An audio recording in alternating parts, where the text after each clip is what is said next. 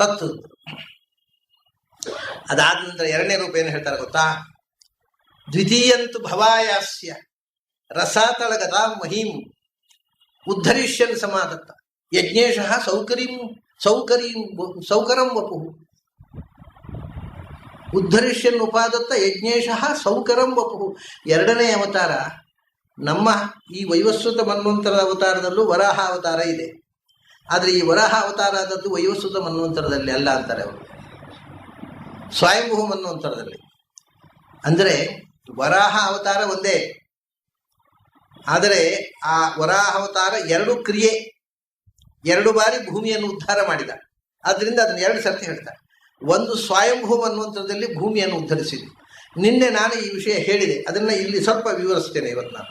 ಸ್ವಯಂಭೂ ಮನ್ವಂತರದಲ್ಲಿ ಒಮ್ಮೆ ಭೂಮಿಯನ್ನು ಉದ್ಧರಿಸಿದ್ದು, ವೈವಸ್ವತ ಮನ್ವಂತರದಲ್ಲಿ ಒಮ್ಮೆ ಭೂಮಿಯನ್ನು ಉದ್ಧರಿಸಿದ್ದು. ಎರಡೂ ಅವತಾರಗಳಲ್ಲಿಯೂ ಕೂಡ ಹಿರಣ್ಯಾಕ್ಷನ ಸಂಹಾರ ಇದೆ. ಅಂದರೆ ಸ್ವಯಂಭೂ ಅನ್ನುವಂಥರದಲ್ಲಿ ಆದಿಹಿರಣ್ಯಾಕ್ಷ ಇದ್ದವರು, ಆದಿಹಿರಣ್ಯಾಕ್ಷ, ಆದಿಹಿರಣ್ಯಕಶಿಪು ಅಂತ ಆದಿದೈತ್ಯರು ಅಂತ ಸೃಷ್ಟಿಯ ಆರಂಭದಲ್ಲಿ ಚತುರ್ಮುಖನಿಂದ ಹುಟ್ಟಿದವರು. ಈ ವೈವಸ್ವತ ಮನ್ವಂತರದ ಹಿರಣ್ಯಾಕ್ಷ ಹಿರಣ್ಯಕಶಿಪು ಕಾಶ್ಯಪ ಅದಿತಿಯರ ಮಕ್ಕಳು. ಆದಿಹಿರಣ್ಯಾಕ್ಷ ಚತುರ್ಮುಖನ ಮಗ, ಕಾಶ್ಯಪ ಅದಿತಿಗಳಿನ್ನೂ ಹುಟ್ಟೇ ಇಲ್ಲ. ಆ ಆದಿಹಿರಣ್ಯಾಕ್ಷನನ್ನು ಕೊಂದವ ಆದಿವರಾಹ. ಈ ಕಾಶ್ಯಪಾದಿತ್ಯರ ಮಕ್ಕಳು ವೈವಸ್ವತ ಮನ್ವಂತರದಲ್ಲಿ ಹಿರಣ್ಯಾಕ್ಷನನ್ನು ಕೊಂದವ ಯಜ್ಞವರಾಹ. ಈ ಮನ್ವಂತರದಲ್ಲಿ ನಡೆದ ಕೆಲಸ. ಹಾಗಾಗಿ ಒಬ್ಬನೇ ವರಾಹ ಎರಡು ರೂಪ ತಾಳೆ, ಎರಡು ಬಾರಿ ಭೂಮಿಯ ಉದ್ಧಾರ ಮಾಡಿದ್ದಾರೆ. ಭೂಮಿಯ ಉದ್ಧಾರ ಮಾಡುವಾಗ ಹಿರಣ್ಯಾಕ್ಷನನ್ನು ಕೊಂದಿದ್ದಾರೆ. ಅದು ಭೂಮಿಯ ಉದ್ಧಾರಕ್ಕೂ ಹಿರಣ್ಯಾಕ್ಷನ ಕೊಲ್ಲುವುದಕ್ಕೂ ಏನು ಸಂಬಂಧ ಅಂದರೆ, ಅಲ್ಲಿ ಏನಾಯ್ತಂತೆ ಗೊತ್ತಾ? ಇದು ಭಾಗವತದಲ್ಲಿ ಹೇಳ್ತಾರೆ ಮತ್ತು ನರಸಿಂಹ ಪುರಾಣದಲ್ಲಿ ಬಹಳ ಸ್ಪಷ್ಟವಾಗಿದೆ ಈ ಮಾತು. ಸೃಷ್ಟಿ ಮಾಡಿದ ಭಗವಂತ ಜಗತ್ತನ್ನು ಸೃಷ್ಟಿ ಮಾಡಿ ಸ್ವಯಂಭೂ ಮನುವಿಗೆ ಇದರ ನಿರ್ವಹಣೆ ಮಾಡ್ಕೊಂಡು ಹೋಗುವುದು, ಮುಂದಿನ ವ್ಯವಸ್ಥೆ ಮಾಡ್ಕೊಂಡು ಹೋಗುವಂಥ ಸ್ವಯಂಭೂ ಮನುವಿಗೆ ಆ ಮನ್ವಂತರದ ಆಧಿಪತ್ಯ ಬಂತು. ಸ್ವಯಂಭೂ ಮನು ಅವನಿಗೆ ಜಗತ್ತು ಇದ್ರೆ ತಾನೇ ಪಾಲನೆ ಮಾಡೋದು. ಸೃಷ್ಟಿ ಮಾಡಿ ಸ್ವಯಂಭೂಮನು ದೇವತೆಗಳೆಲ್ಲ ಸೃಷ್ಟಿಯಾಗಿದ್ದಾರೆ. ಇದ್ದಕ್ಕಿದ್ದ ಹಾಗೆ ಭೂಮಿ ತನ್ನ ಕಕ್ಷೆಯಿಂದ ಕುಸಿಲಿಕ್ಕೆ ಪ್ರಾರಂಭ ಆಯ್ತಂತೆ. ಯಾಕೆಂದ್ರೆ ಎಲ್ಲ ಒಂದು ವ್ಯವಸ್ಥೆಯಿಂದ ಈ ಡಿಸ್ಟನ್ಸು ಅಷ್ಟು ಪರ್ಫೆಕ್ಟ್ ಆಗಿದ್ರೆ ಒಂದನ್ನೊಂದು ಹಿಡ್ಕೊಂಡಿದೆ. ಆ ಗ್ರಾವಿಟೇಷನ್ ಎಲ್ಲೋ ಒಂದು ಕಾಲು ಇಂಚು ಅದರ ಡಿಸ್ಟೆನ್ಸ್ ಆಚೆ ಈಚೆ ಆದರೆ ಒಂದಕ್ಕೊಂದು ಡಿಕ್ಕಿ ಹೊಡೆದು ಸರ್ವನಾಶ ಆಗುತ್ತೆ. ಇದು ನಮ್ಗೆ ಗೊತ್ತಿದೆ. ಯಾವುದೋ ಒಂದು ಕಾರಣದಿಂದ ಸೃಷ್ಟಿಯ ಪ್ರಾರಂಭದಲ್ಲೇ ಸ್ವಯಂಭೂ ಮನ್ವಂತರದಲ್ಲೇ ಭೂಮಿ ಗ್ರಹಗೋಲಗಳು ಪರಸ್ಪರ ಆಕರ್ಷಣ ಶಕ್ತಿಯಿಂದ ಏನು ಒಂದು ಡಿಸ್ಟೆನ್ಸ್ನಲ್ಲಿ ಇದ್ದವು, ಅದು ಆ ನಿಯಮ ತಪ್ಪಿ ಕಳಚಿಕೊಂಡು ಒಂದಕ್ಕೊಂದು ಕುಸಿದು ಹೋಗಲು ಶುರುವಾಯಿತು. ಎಲ್ಲ ಇಡೀ ಯೂನಿವರ್ಸು ಕುಸಿಲಿಕ್ಕೆ ಪ್ರಾರಂಭ ಆಯಿತು.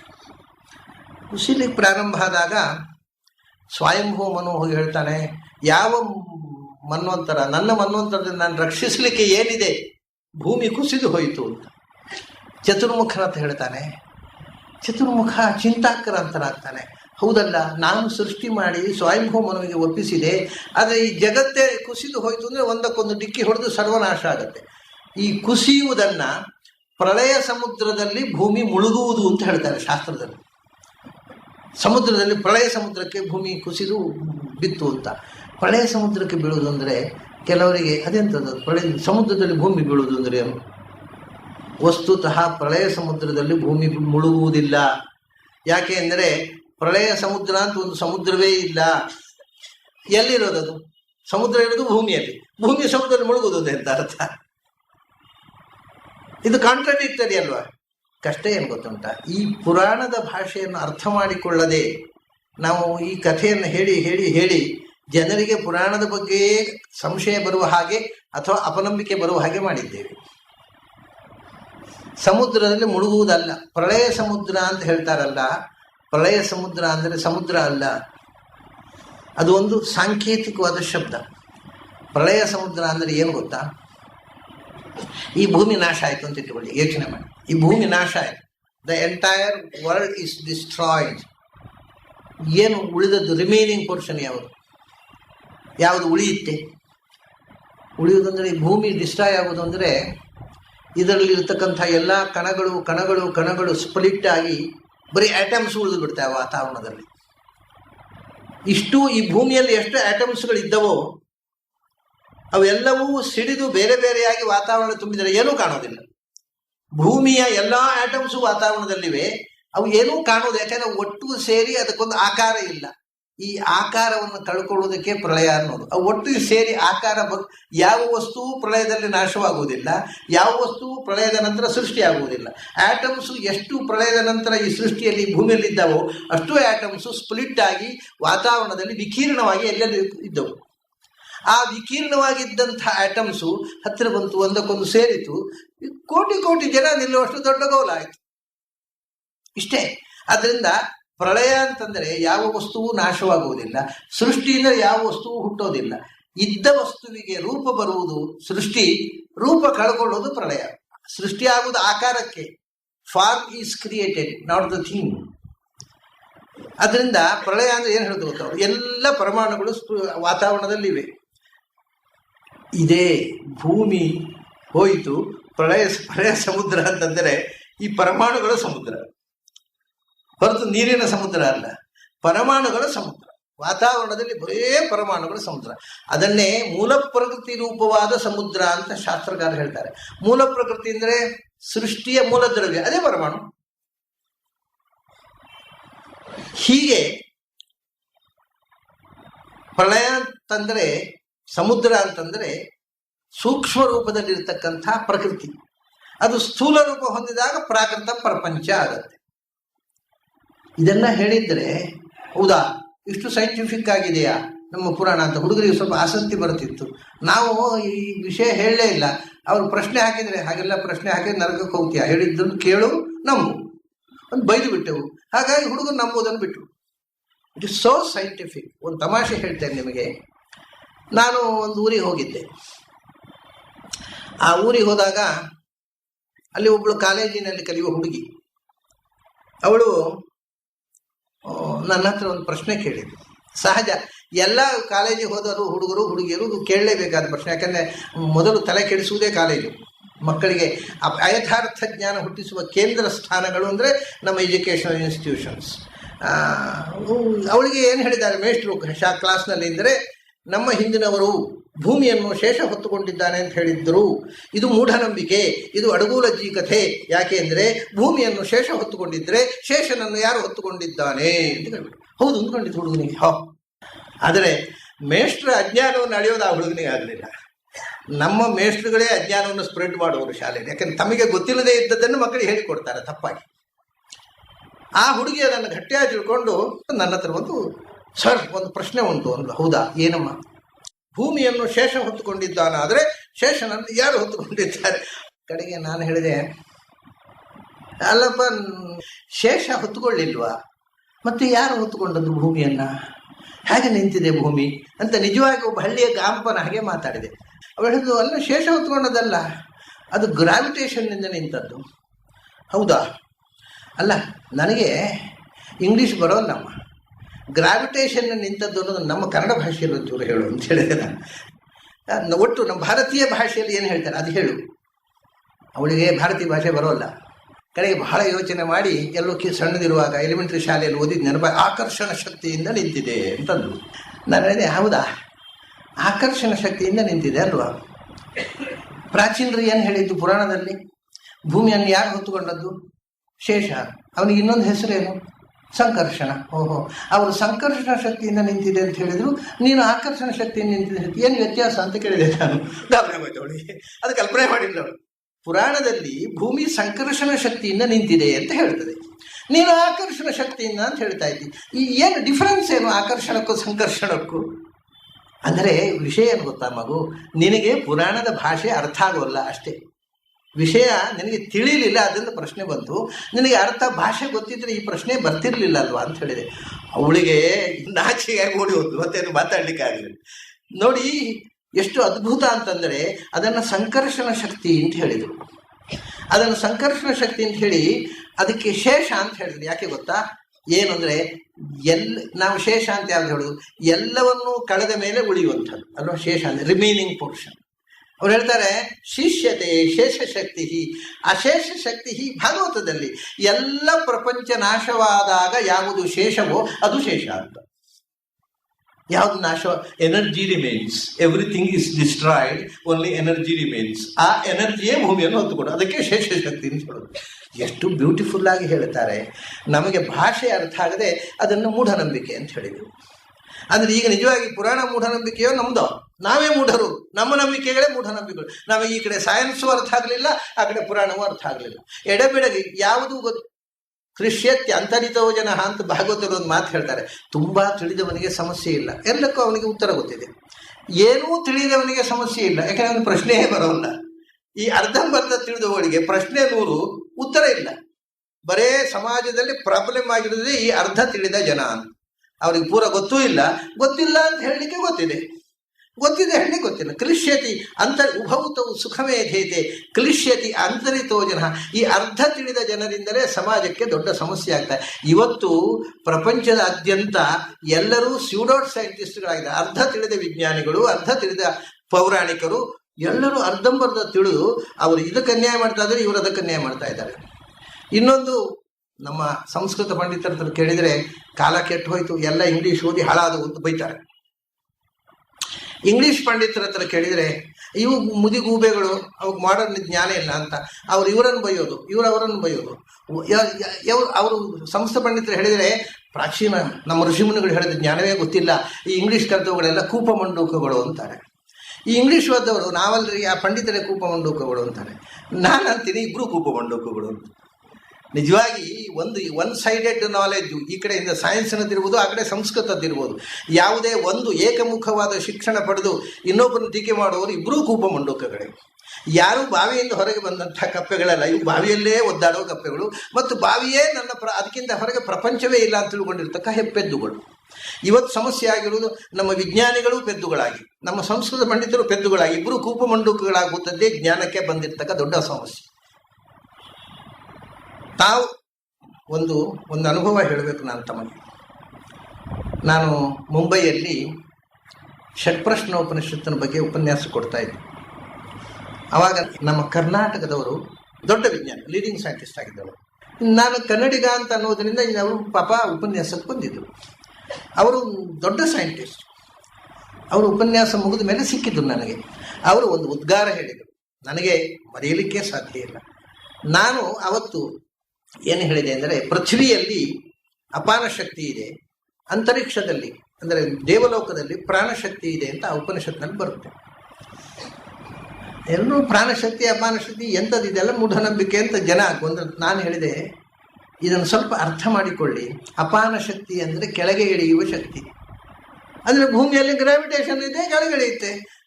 ನೀವು ಆ ಪಾಯಿಂಟ್, ಇದರ ಗ್ರಾವಿಟೇಷನ್, ಭೂಮಿಯ ಗ್ರಾವಿಟೇಷನ್ ಪಾಯಿಂಟ್ ಆಚೆಗೆ ಹೋದರೆ ನೀವು ಮೇಲೆ ಹೋಗುದು, ಮತ್ತೆ ಅದು ಮೇಲೆ ಕೆಳಗಿದೆ. ಸೊ ಅದನ್ನು ಕೆಳಗೆ ಎಳೆಯುವ ಶಕ್ತಿಯನ್ನು ಅಪಾನ ಶಕ್ತಿ ಅಂತ ಹೇಳಿದರು, ಮೇಲೆ ಎಳೆಯುವ ಶಕ್ತಿಯನ್ನು ಪ್ರಾಣಶಕ್ತಿ ಅಂತ. ಇವತ್ತು ಈ ನಿಮಗೆ ಅಪಾನ ಶಕ್ತಿ ಅಂತ ಹೇಳುವ ಬದಲು ಇದನ್ನು ಗ್ರಾವಿಟೇಷನ್ ಅಂತ ಶುದ್ಧ ಕನ್ನಡದಲ್ಲಿ ಹೇಳಿದರೆ ಅರ್ಥ ಆಗುತ್ತೆ ನಮಗೆ. ಇಷ್ಟೇ ಆಗಿರೋ ಸಮಸ್ಯೆ. ಉಪನಿಷತ್ತಲ್ಲಿ ಅಪಾನ ಶಕ್ತಿ ಅದೇನ್ರಿ? ಅಪಾನ ಶಕ್ತಿ ಅಂದರೆ ಅಧೋವಾಯು ಅಂತ ಅಷ್ಟೇ ಅರ್ಥ ಆಗೋದು ನಮ್ಮ ಸಂಸ್ಕೃತ ಪಂಡಿತರಿಗೆ. ಅದೇನು ಕೆಳಗಿಂದ ಹೋಗೋದು, ಅಧೋವಾಯು ಹೋದ ಹಾಗೆ ಅಸಹ್ಯ. ನಾನು ಅದನ್ನು ಹೇಳಿದೆ. ಅವತ್ತು ಏನಾಯ್ತು ಗೊತ್ತಾ, ವಿಚಿತ್ರ ಅಂದರೆ ಆ ಸೈಂಟಿಸ್ಟ್ ನನ್ನ ಹತ್ರ ಬಂದರು. ಅವರು ಬಂದವರು ಒಂದು ಮಾತು ಹೇಳಿದರು. ಅವರು ಆ ಮಾತು ಕೇಳಿ ನನಗೆ ಇವತ್ತಿಗೂ ಮರೆಯಲಿಕ್ಕಾಗಲ್ಲ. ಅವ್ರು ಏನು ಹೇಳಿದ್ರು ಗೊತ್ತಾ, ಆಚಾರ್ಯರೇ, ನಾವು ಸೈನ್ಸ್, ಮಾಡರ್ನ್ ಸೈನ್ಸನ್ನು ಆಳವಾಗಿ ಓದಿದವರು, ಜಗತ್ತಿನ ರಹಸ್ಯ ಎಲ್ಲ ತಿಳಿದವರು, ನಮಗೆ ಗೊತ್ತಿಲ್ಲದೆ ಇದ್ದದ್ದು ಏನೂ ಇಲ್ಲ ಅಂತ ನಾನು ಈ ತನಕ ತಿಳ್ಕೊಂಡಿದ್ದೆ. ಇದು ಅವರು ಹೇಳಿದ ಶಬ್ದ. ನಾವು ಸೈನ್ಸನ್ನು ಆಳವಾಗಿ, ಮಾಡರ್ನ್ ಸೈನ್ಸನ್ನು ಅರೆದು ಕುಡಿದವರು, ಅದರಿಂದ ನಮಗೆ ಅರ್ಥವಾಗದ ರಹಸ್ಯ ಇಲ್ಲ ಅಂತ ಈ ತನಕ ತಿಳ್ಕೊಂಡಿದ್ದೆ. ಇವತ್ತು ಉಪನಿಷತ್ ಕಾಲದ ಋಷಿಗಳ ವಿಜ್ಞಾನವನ್ನು ನೀವು ಹೇಳಿದ್ದನ್ನು ಕೇಳಿದ ಮೇಲೆ ನನಗೊಂದು ಹೊಸ ಸಂಗತಿ ಗೊತ್ತಾಯ್ತು. ಏನು, ನನಗೆ ಏನೂ ಗೊತ್ತಿಲ್ಲ ಅನ್ನೋದು ಗೊತ್ತಾಯ್ತು ಅಂತ ಹೇಳಿದರು. It's wonderful. ನನಗೆ ಏನು, ಒಬ್ಬ ದೊಡ್ಡ ವಿಜ್ಞಾನಿ ಉಪನಿಷತ್ತನ್ನು ನಾನು ಓದದೇ ಇದ್ದದ್ರಿಂದ ನಾನು ದೊಡ್ಡ ಜ್ಞಾನಿಯಿಂದ ಭ್ರಮಿಸಿದ್ದೆ. ಇವತ್ತು ನನಗೆ ಏನೂ ಗೊತ್ತಿಲ್ಲ ಅನ್ನೋದು ಗೊತ್ತಾಯ್ತು. ಇದು ನಾನು ನನ್ನ ಹೆಗ್ಗಳಿಕೆಗೋಸ್ಕರ ಹೇಳ್ತಾ ಇಲ್ಲ. ಉಪನಿಷತ್ತನ್ನು ತಿಳಿಸಿದರೆ ನಮ್ಮ ಜನಕ್ಕೆ ಎಷ್ಟು ಕಣ್ಣು ತೆರೆಯುತ್ತೆ. ಅದನ್ನು ನಾವು ಮಾಡ್ತಾ ಇಲ್ಲಲ್ಲ. ಶಿಕ್ಷಣ ಸಂಸ್ಥೆ ಮಾಡ್ತಾ ಇಲ್ಲ, ಪ್ರೈವೇಟ್ ಇನ್ಸ್ಟಿಟ್ಯೂಷನ್ಸ್ ಮಾಡ್ತಾ ಇಲ್ಲ. ಯಾರೋ ಒಬ್ಬರಿಬ್ಬರು ಚಾರುಚೂರು ಮಾಡಿದ್ರೆ ಅದು ಸಮಾಜಕ್ಕೆ ಮುಟ್ಟುತ್ತಾ ಇಲ್ಲ. ಎಷ್ಟು ದೊಡ್ಡ ಸಂಪತ್ತನ್ನು ನಾವು ಕಳ್ಕೊಳ್ತಾ ಇದ್ದೇವೆ ಅನ್ನೋದೇ ಎಚ್ಚರ ಇಲ್ಲ. ಮಗನ ಕೈಯಲ್ಲಿ ಮಾಣಿಕ್ಯ ಸಿಕ್ಕಿದ ಹಾಗೆ ಅಂತ ಹೇಳ್ತಾರೆ, ಹಂಗಾಗಿದೆ ನಮಗೆ. ಹೀಗೆ ಅನೇಕ ಸಂಗತಿಗಳು. ಇಲ್ಲಿ ಆ ಆಕರ್ಷಣ ಶಕ್ತಿಯನ್ನು ಕಳಚಿಕೊಂಡು ಭೂಮಿ ತನ್ನ ಕಕ್ಷೆಯಿಂದ ಕುಸಿದು ಬಿತ್ತು. ಇದು ವರಾಹ ಅವತಾರಕ್ಕೋಸ್ಕರ ಕಾರಣ. ಕುಸಿದು ಬಿದ್ದಾಗ ತನ್ನಷ್ಟಕ್ಕೆ ಇದು ಯಾರು ಕುಸಿದು ಅದನ್ನು ಕಕ್ಷೆಯಿಂದ ಕಳಚಿದ್ದಲ್ಲ. ಕುಸಿದು ಬಿದ್ದಾಗ ಸ್ವಯಂಭೂಮನು ಹೋಗಿ ಚತುರ್ಮುಖನ ಹತ್ರ ಪ್ರಾರ್ಥಿಸಿಕೊಂಡಾಗ ಚತುರ್ಮುಖ, ಅಯ್ಯೋ ನಾನು ಸೃಷ್ಟಿ ಮಾಡಿದ್ದೆ ವ್ಯರ್ಥವಾಯ್ತಲ್ಲ, ಇಷ್ಟು ಬೇಗ ನಾಶ ಆಗೋದಿದ್ರೆ ಅಂತ ಭಗವಂತನನ್ನ ಮನಸ್ಸಲ್ಲಿ ಧ್ಯಾನ ಮಾಡಿದಂತೆ. ಆಗ ಅವನ ಮೂಗಿನಿಂದ ಏನೋ ಕೆಳಕ್ಕೆ ಬಿದ್ದಂಗಾಯ್ತಂತೆ. ಏನೋ ಒಂದು ಮೂಗಿನ ಕಸ ಬಿದ್ದ ಹಾಗೆ ಒಂದು ಸಣ್ಣದು ಏನೋ ಒಂದು ಸಣ್ಣ ಪೀಸು. ಅದು ಏನು ಅಂತ ನೋಡಿದರೆ, ಅದು ಕೈಯಲ್ಲಿ ನೋಡಿದರೆ ಅದು ವರಾಹ, ಸಣ್ಣ ರೂಪದ ವರಾಹ. ಅದು ಕೆಳಕ್ಕೆ ಬಿದ್ದು ದೊಡ್ಡ ವರಾಹ ಆಯಿತು. ಭಗವಂತ ಚತುರ್ಮುಖನ ಮೂಗಿನಿಂದ ಕೆಳಕ್ಕೆ ಬಂದು ವರಾಹವಾಗಿ ಬೆಳೆದು ಭೂಮಿಯನ್ನ ಕಕ್ಷೆಯಲ್ಲಿ ನಿಲ್ಲಿಸಿದ. ಆವಾಗ ಅಡ್ಡಿ ಮಾಡಿದಂತೆ ಹಿರಣ್ಯಾಕ್ಷ ಆದಿದೈತ್ಯ. ಅಡ್ಡಿ ಅಂದ್ರೆ ಕಕ್ಷೆಯನ್ನು ನಿಲ್ಲಿಸ್ಲಿಕ್ಕೆ ಬಿಡ್ಲಿಲ್ಲ, ತಡೆದ ಅವನು. ಆಗ ಅವನನ್ನು ಸಂಹಾರ ಮಾಡಿ, ಅದರಲ್ಲಿ ಕೂಡ ಅವತಾರದಲ್ಲಿ 2 ಥರ ಹೇಳ್ತಾರೆ. ಒಂದು, ಒಮ್ಮೆ ಹಿರಣ್ಯಾಕ್ಷನನ್ನ ದಾಡೆಯಿಂದ ಚುಚ್ಚಿಕೊಂಡದ್ದು, ಇನ್ನೊಮ್ಮೆ ಅವನ ಕಿವಿಗೆ ದಾಡೆಯಿಂದ ಹೊಡೆದು ಕೊಂದದ್ದು. ಹೀಗೆ ದ್ವಿತೀಯ ಕರ್ಣತಾಡನಾಥ್. ಒಂದು ಹೇಗೆ ವರಾಹ ಅವತಾರ ಸ್ವಯಂಭೂ ಮನ್ವಂತರದಲ್ಲಿ ಆಯಿತು, ಆವಾಗ ಭೂಮಿ ತನ್ನಷ್ಟಕ್ಕೆ ಕುಸಿದದ್ದು. 2ನೇ ಬಾರಿ ವೈವಸ್ವತ ಮನ್ವಂತರದಲ್ಲಿ ಮತ್ತೊಮ್ಮೆ ಹಿರಣ್ಯಾಕ್ಷ ಭೂಮಿಯ ಆ ಏನು ಕಕ್ಷೆ ಇದೆ ಅದನ್ನು ಕಕ್ಷೆಯಿಂದ ತಪ್ಪಿಸಿದ. ನಮ್ಮ ಸೈಂಟಿಸ್ಟು ಹೇಳ್ತಾರಲ್ಲ, ನನಗೆ ನಿಲ್ಲಿಕ್ಕೆ ಒಂದು ಜಾಗ, ಒಂದು ಉದ್ದದ ಕೋಲು ಕೊಟ್ಟರೆ ನಾನು ಭೂಮಿಯಿಂದ ಕಕ್ಷೆಯಿಂದ ತಪ್ಪಿಸಿ ಅನ್ನೋದು. ಅದು ಮಾಡಿದ. ಅವನ ಹತ್ರ ಉದ್ದದ ಕೋಲಿತ್ತು, ನಿಲ್ಲುವ ಜಾಗ ಇತ್ತು, ಮಾಡಿದ. ಭೂಮಿಯನ್ನು ಕಕ್ಷೆಯಿಂದ ಕಳಚಿದ. ಭೂಮಿ ಪ್ರಪಂಚ ಅದು ತನ್ನ ವ್ಯವಸ್ಥೆಯಲ್ಲೇ ಇರಬೇಕು ಅಂತ ಪ್ರಯತ್ನ ಮಾಡುವವರಿಗೆ ದೇವತೆಗಳು ಅಂತ ಹೇಳ್ತೇವೆ.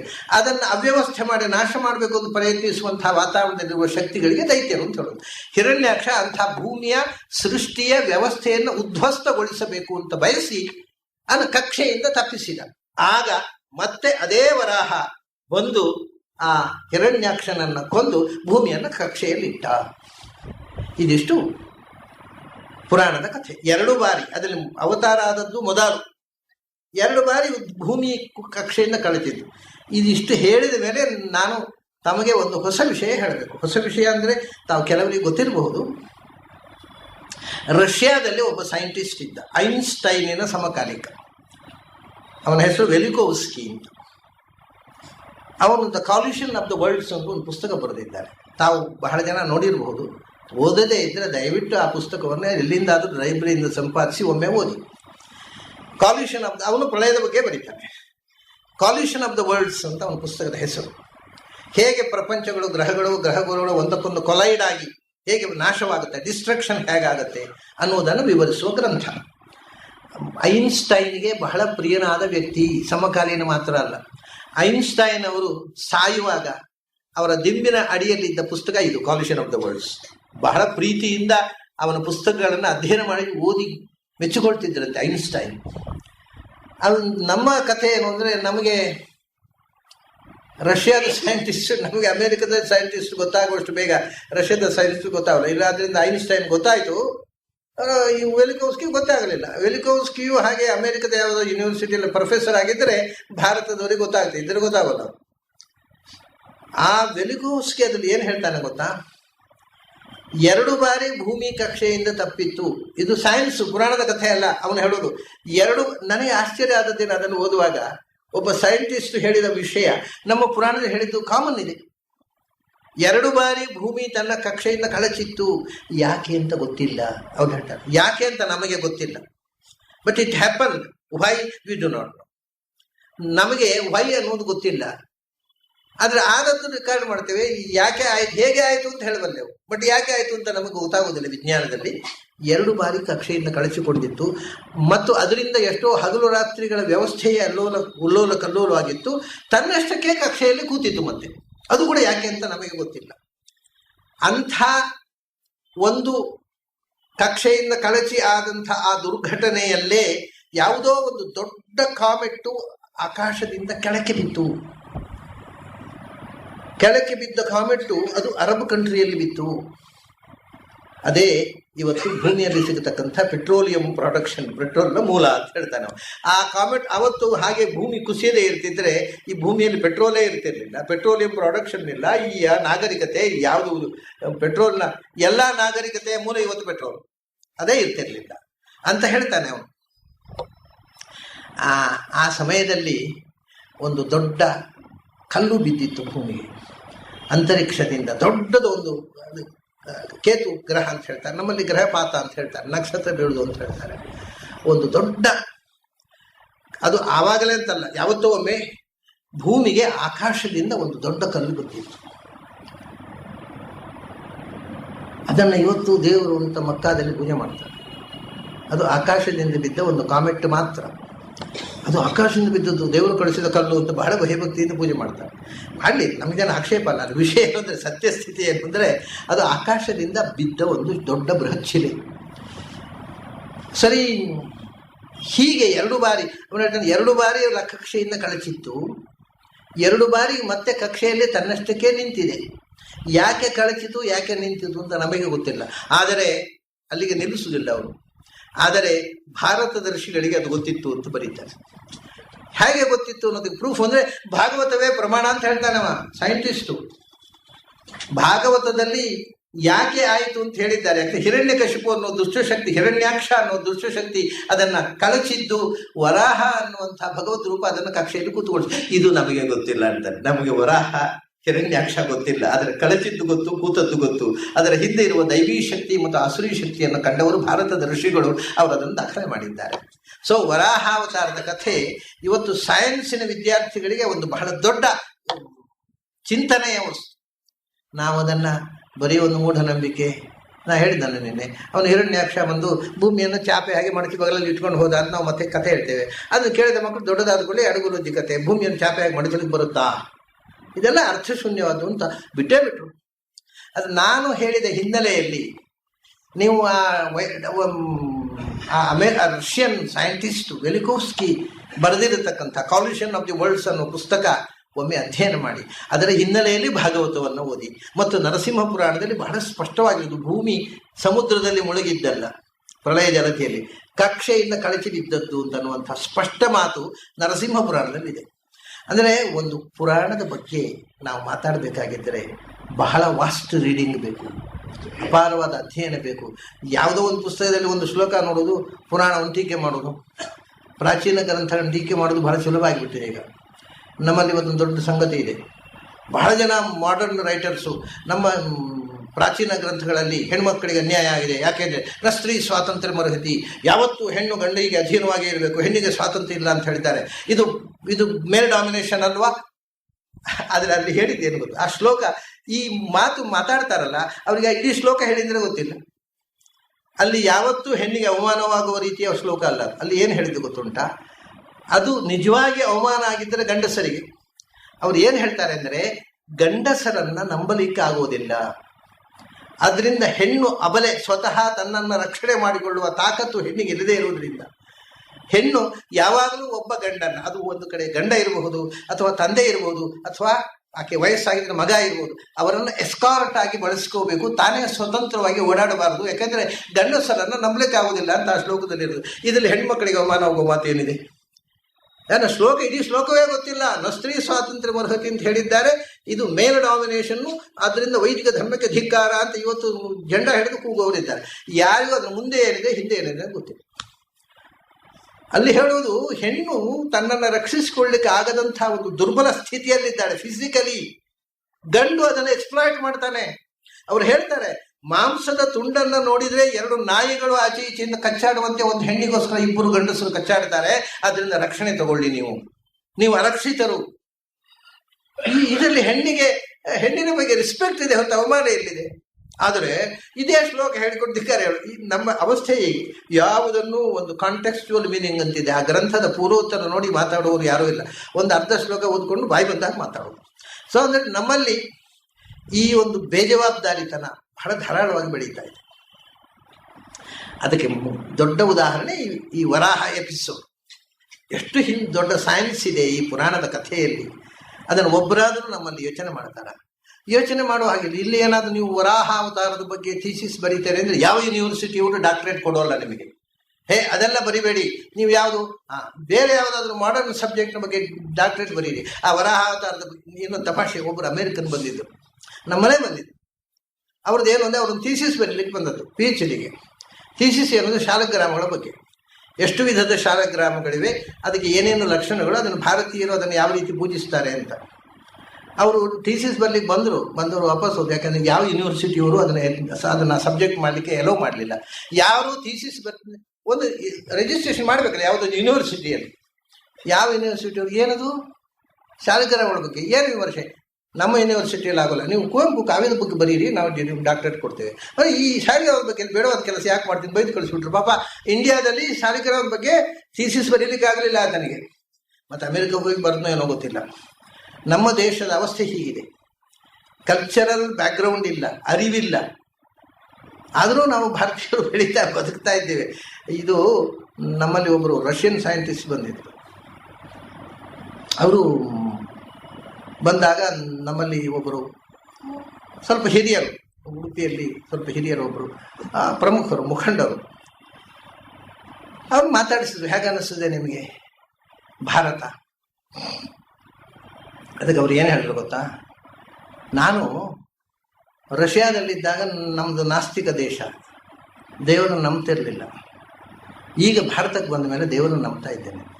ಅವ್ರಿಗೆ ಖುಷಿ ಆಯ್ತು. ಆಗಲಿ, ಭಾರತಕ್ಕೆ ಬಂದ ಮೇಲೆ ಇಷ್ಟಾದ ಪರಿಣಾಮ ಆಯ್ತಲ್ವ ಅಂತ. ಹೌದಾ?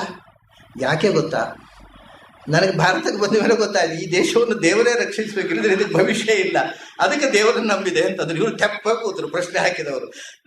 ನಾವು ರಷ್ಯಾದಲ್ಲಿ ದೇವರಿಲ್ಲದೆ ಬದುಕಬಹುದು ಅನ್ನೋ ಭ್ರಮೆ ಇತ್ತು ನನಗೆ. ಆ ಭ್ರಮೆ ಹೊರಟೋಯ್ತು. ನಿಮ್ಮ ದೇಶವನ್ನು ದೇವರೇ ರಕ್ಷಿಸಬೇಕು, ಯಾವ ಮನುಷ್ಯನೂ ರಕ್ಷಿಸಲಿಕ್ಕೆ ಸಾಧ್ಯ ಇಲ್ಲ. ಅಷ್ಟು ಅಧಪಾತ ಹೊಂದಿದ್ದೀರಿ ನೀವು. ನಿಮ್ಮ ದೇಶ ನೋಡಿದ್ಮೇಲೆ ನನಗೂ ದೇವರು ನಂಬಬೇಕು ಅಂತ ಅನ್ಸ್ಲಿಕ್ಕೆ ಹತ್ತಿದೆ ಅಂತ. ಇಷ್ಟು ಅಂದರೆ ಹೊರಗಿನಿಂದ ಬಂದವರು ನಗ್ತಾರೆ, ನಮಗೆ ಅದು ಗೊತ್ತಾಗ್ತಾ ಇಲ್ಲ. ನಾವೇ ಮಹಾಬುದ್ಧಿವಂತರು, ನಮ್ಮ ದಡ್ಡತನವನ್ನೇ ಬುದ್ಧಿವಂತಿಕೆ ಅಂತ ಬೀಗಿಕೊಂಡು ಬದುಕ್ತಾ ಇದ್ದೇವೆ ನಾವು. ಆಯ್ತು, ಎರಡನೇ ಅವತಾರ ವರಾಹ.